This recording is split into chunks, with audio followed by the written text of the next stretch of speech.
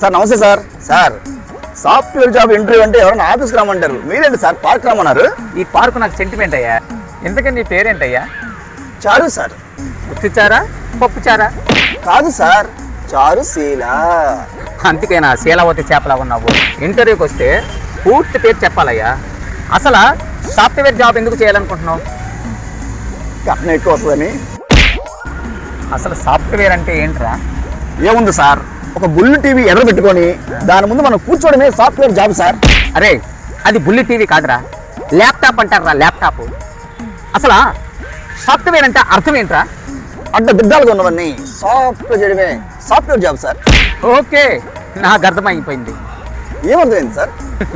నీకు బాగా పిచ్చి ముదిరిపోయిందని